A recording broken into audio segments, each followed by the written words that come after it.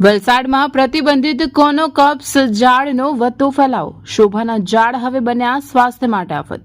લોકોમાં શ્વાસની બીમારીનો ખતરો. વલસાડમાં પર્યાવરણ અને લોકોના સ્વાસ્થ્યને લઈને એક ચિંતાજનક ઘટના સામે આવી છે. વલસાડ શહેરના વલસાડ પારડીથી ઓરંગા નદીના પુલ નજીક વાવવામાં આવેલા કોનોકોપ્સના ઝાડ હવે સ્થાનિકો માટે મુસીબત બની રહ્યા છે.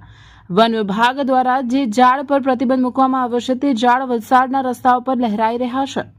વલસાડના વલસાડ પારડીથી ઓરંગા નદીના પુલ તરફ જતા માર્ગ પર થોડા વર્ષો અગાઉ શોભા વધારવા માટે કોનોકોપ્સ નામના ઝાડ વાવવામાં આવ્યા હતા. આજે આ ઝાડ કદમાં વિશાળ અને લીલાછમ બની ગયા છે. આશ્ચર્યની વાત એ છે કે આ ઝાડને પાણી ન મળવા છતાં તે ખૂબ જ ઝડપથી ફેલાઈ રહ્યા છે, પરંતુ આ હરિયાળી પાછળ એક મોટું જોખમ છુપાયેલું છે.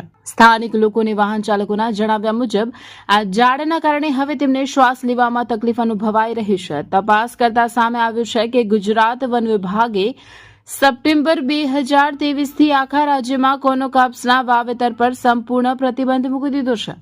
માત્ર ગુજરાત જ નહીં પરંતુ તેલંગાણામાં પણ તેના પર પ્રતિબંધ છે.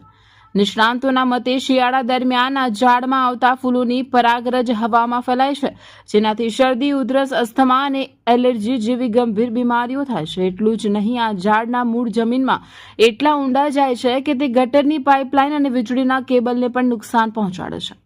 તે જમીનમાંથી પુષ્કળ પાણી ખેંચે છે, જેનાથી ભૂગર્ભ જળસ્તર નીચે જાય છે. હવે સમય પાકી ગયો છે કે વહીવટીતંત્ર જાગે અને આ આક્રમક વિદેશી પ્રજાતિના બદલે વન વિભાગની સલાહ મુજબ લીમડો, પીપળો કે વડ જેવા દેશી વૃક્ષોને પ્રાધાન્ય આપે, જેથી વલસાડની જનતાનું સ્વાસ્થ્ય અને પર્યાવરણ બંને સુરક્ષિત રહે.